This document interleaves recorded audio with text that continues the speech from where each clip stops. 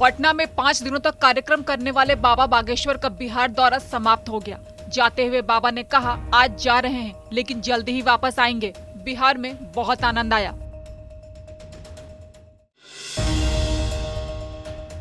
29 सितंबर से 5 अक्टूबर तक गया में बाबा बागेश्वर की कथा होगी और दिव्य दरबार लगेगा। जो सेवादार इस बार बाबा की हनुमंत कथा में लगे थे, उन्हें गया में होने वाली कथा में भी शामिल किया जाएगा।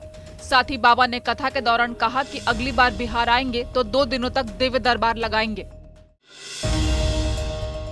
पटना में धीरेन्द्र शास्त्री के पोस्टर से छेड़छाड़ करने का मामला सामने आया, जहां बाबा बागेश्वर के पोस्टर पर कालिख पोती गई और उनके खिलाफ अपशब्द भी लिखे गए, जिसके बाद प्रशासन की टीम मौके पर पहुंची और कालिख वाले पोस्टर हटवाए। इससे पहले बाबा के स्वागत में लगे पोस्टर्स को फाड़ा भी गया था। नेता प्रतिपक्ष विजय सिन्हा ने कहा कि जो हमारे धर्म का प्रचार करते हैं उस पर कालिख लगाने वालों की जांच होनी चाहिए और जो कालिख लगा रहे हैं वो दिन में लगाकर दिखाएं। इस दौरान नीतीश कुमार पर तंज कसते हुए विजय सिन्हा ने कहा, आज राम कथा में जाने में मुख्यमंत्री कहते हैं हम नहीं जाएंगे। जो अपने धर्म माता पिता से किनारा करने लगे, समझ लीजिए पतन के नजदीक है। जातिगत गणना से रोक हटाने के लिए बिहार सरकार की याचिका पर सुप्रीम कोर्ट में सुनवाई टाल दी गई।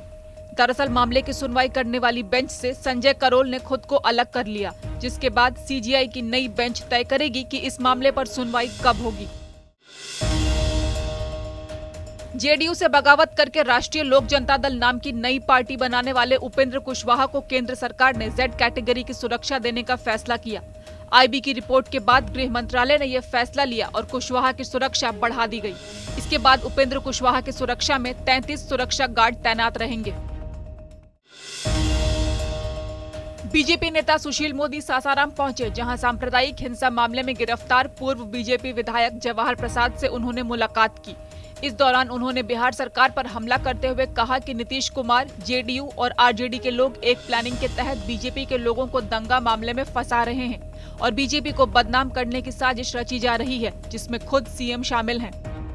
जवाहिर प्रसाद और बीजेपी और विश्व हिंदू परिषद के लोगों को एक योजनाबद्ध तरीके से इस मामले में फंसा दिया, जबकि लोग शांति बहाल करने में लगे हुए थे।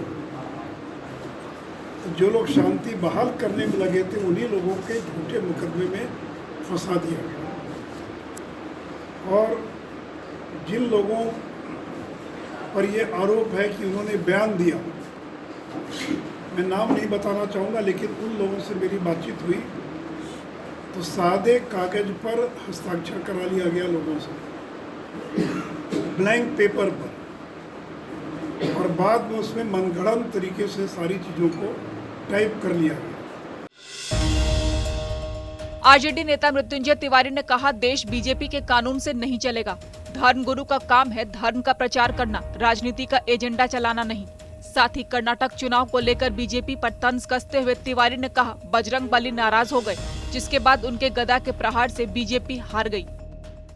धर्म गुरुओं का काम है अपने धर्म का प्रचार करें, अपना संदेश दें, ज्ञान दें लोगों के बीच में।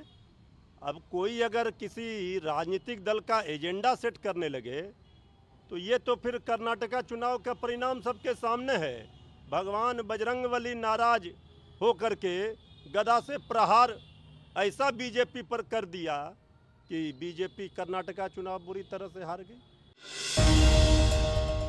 झारखंड के संथाल परगना में लव जिहाद और लैंड जिहाद का मामला सामने आया, जहां बांग्लादेश से लोग अवैध रूप से भारतीय सीमा में घुसकर आदिवासी लड़कियों से शादी करके पंचायतों में चुनाव लड़कर खुद को भारतीय नागरिक बनाने का तरीका अपना रहे हैं। इस पर दायर याचिका पर कोर्ट ने सुनवाई करते हुए केंद्र और राज्य सरकार से रिपोर्ट की मांग की।